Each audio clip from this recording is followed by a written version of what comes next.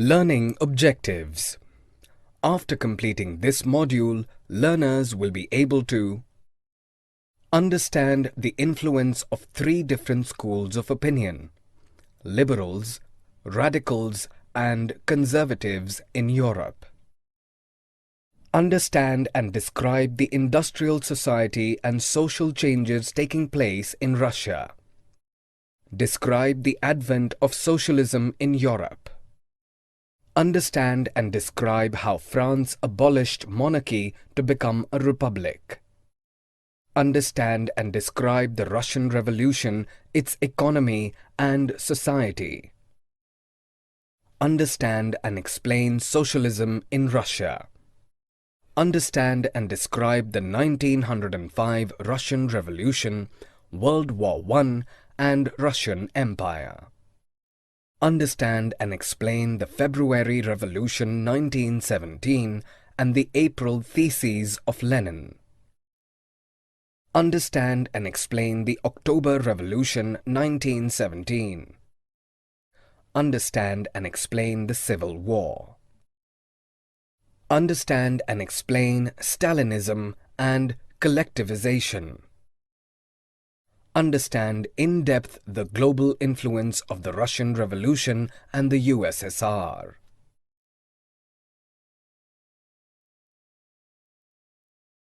Socialism in Europe and Russian Revolution. The French Revolution gave an idea of how the society could be restructured. It gave rise to three different schools of thought: the liberals, the radicals, and the conservatives in Europe. Liberals wanted a nation tolerant of all religions. They were opposed to concentration of power in dynasties.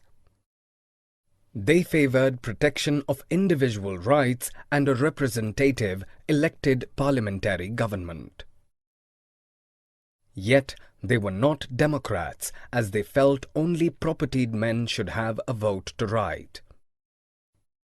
Radicals wanted a government based on the majority of the population. They did not oppose ownership of private property, but were against the concentration of property in a few hands. Conservatives, though against the idea of a change in society in the 18th century, agreed by 19th century that some change was required: industrial society and social change. With industrialization, men, women, and children thronged to factories to work, but the working hours were long and wages were poor. Unemployment was widespread. Many among the liberals and radicals were property owners and employers who were opposed to privileges by birth. They strongly believed that the society would develop if the workforce benefited through industrialization. The coming of socialism to Europe. The socialists considered private property to be the root cause of all evils. They were of the belief that capitalists who were concerned with their own profits and not with the welfare of workers who made the property productive. Socialists wanted society as a whole to control properties so that social interests could be served. Some socialists believed in the idea of cooperatives, while some opined that it was not possible to build large-scale cooperatives by individual initiatives. Hence, the governments should encourage cooperatives. Karl Marx, 1818 to 1883, and Friedrich Engels, 1820 to 1895, believed that to get rid of capitalist exploitation, workers needed to construct a radically socialist society where all property was socially controlled. This would be a communist society. Support for socialism.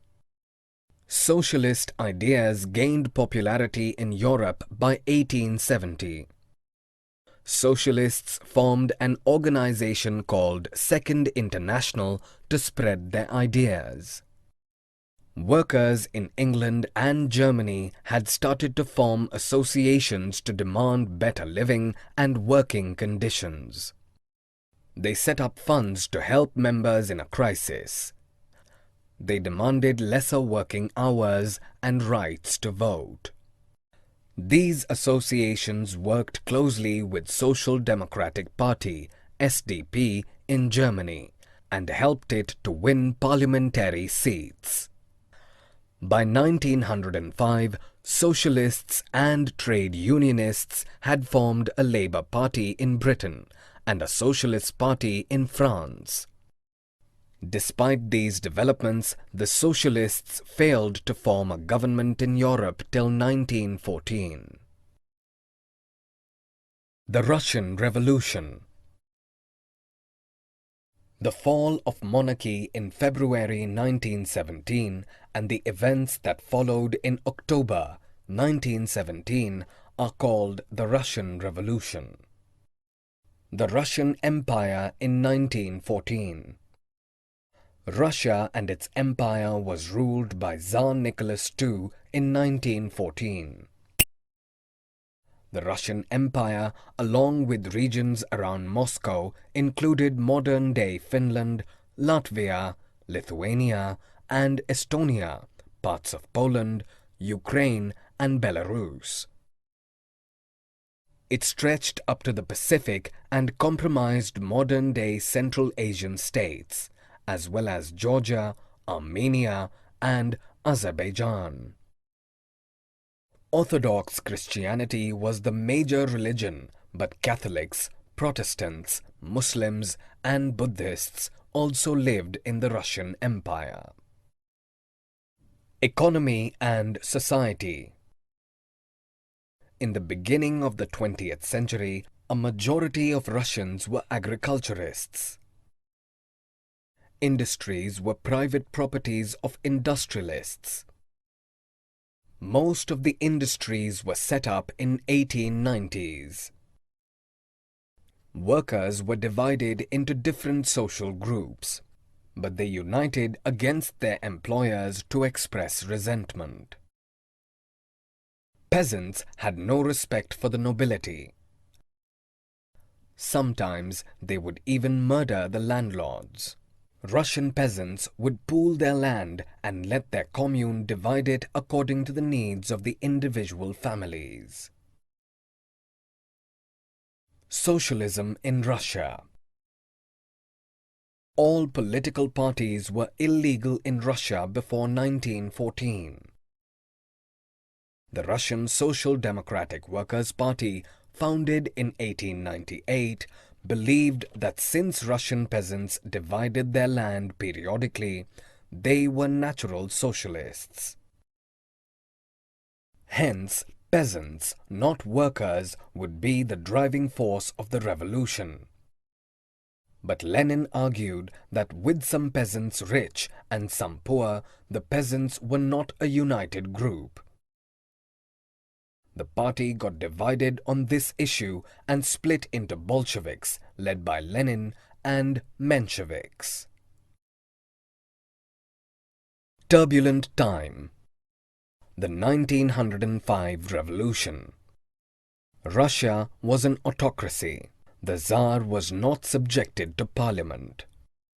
To put an end to this autocracy, the liberals, together with social revolutionists, Social Democrats, peasants and workers, demanded constitution. In 1904, the prices soared so steeply that the real wages declined by 20%. At this time, 4 members of the Putilov Iron Works were dismissed. In protest, over 110,000 workers in St. Petersburg went on strike demanding an 8-hour working day, improved wages and working conditions. Their procession, led by Father Gapon, was attacked by the police and Cossacks when they reached the Winter Palace. Over 100 workers were killed and about 300 wounded. It was called the Bloody Sunday. The incident triggered strikes all over the country. People demanded a constituent assembly. Though the Tsar allowed formation of an elected consultative parliament or Duma during the 1905 revolution, he dismissed the first Duma within 75 days and re-elected a second Duma within 3 months. The First World War and the Russian Empire. The war was initially popular among people in Russia. They supported the Tsar, but when they refused to consult the main parties of the Duma, his popularity waned and anti-German sentiments caught up. The Russian army lost badly in Germany and Austria between 1914 and 1916. There were over 7 million casualties by 1917. The war badly impacted the industries. It created a shortage of labor, shutting down of small workshops and railway lines.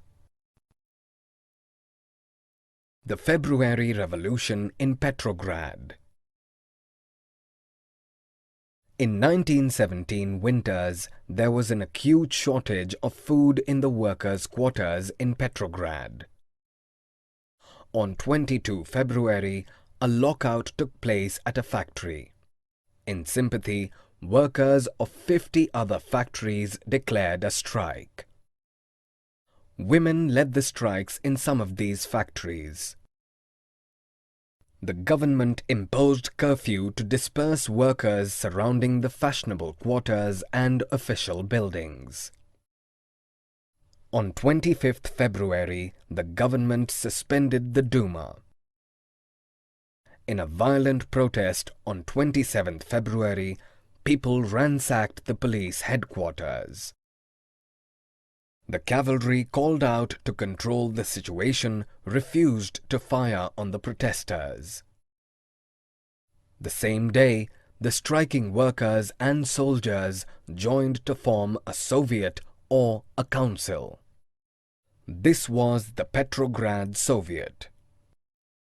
The very next day, the military commanders advised the Tsar to abdicate, which he did on 2nd March. A provisional government of Soviet leaders and Duma leaders was formed to run the country. After February,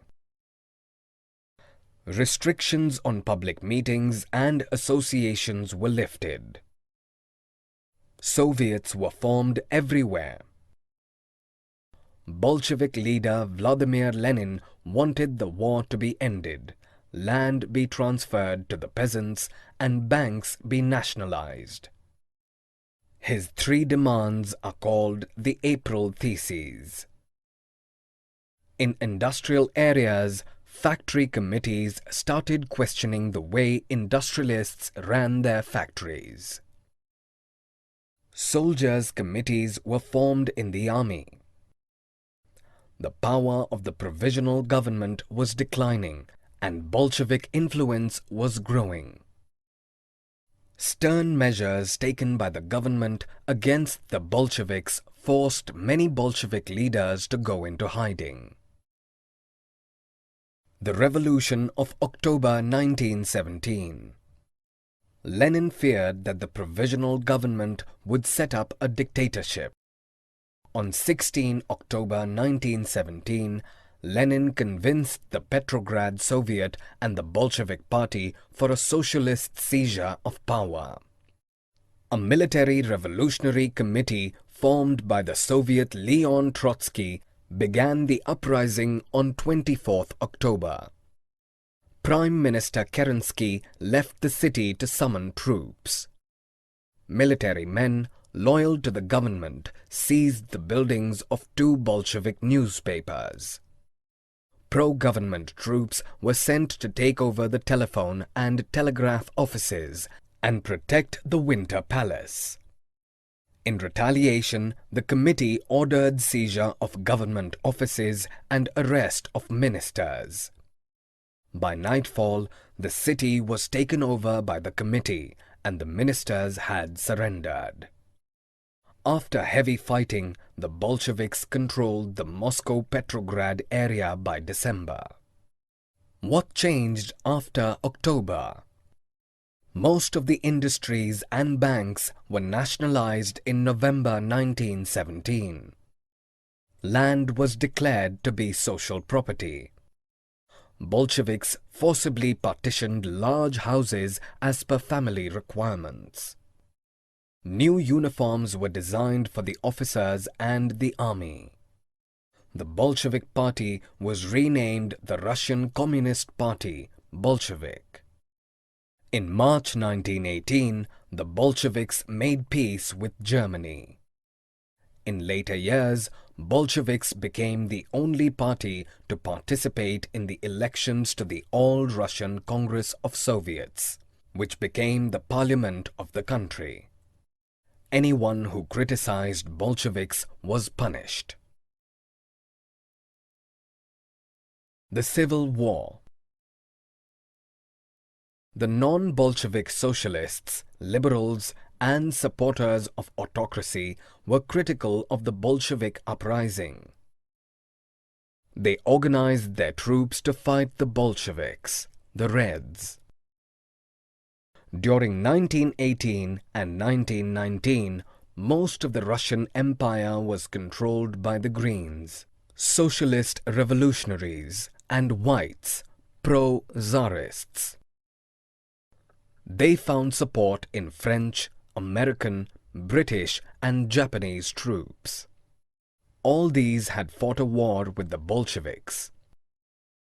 By January 1920, the Bolsheviks controlled most of the former Russian Empire. In the name of defending socialism, Bolshevik colonists brutally massacred local nationalists in Khiva, Central Asia. It made the Bolsheviks unpopular. As a damage control measure, the non-Russian nationalists were given political autonomy in Soviet Union, USSR. This move, however, was only partially successful. Making a socialist society. Even during the Civil War, the Bolsheviks kept the banks and industries nationalized.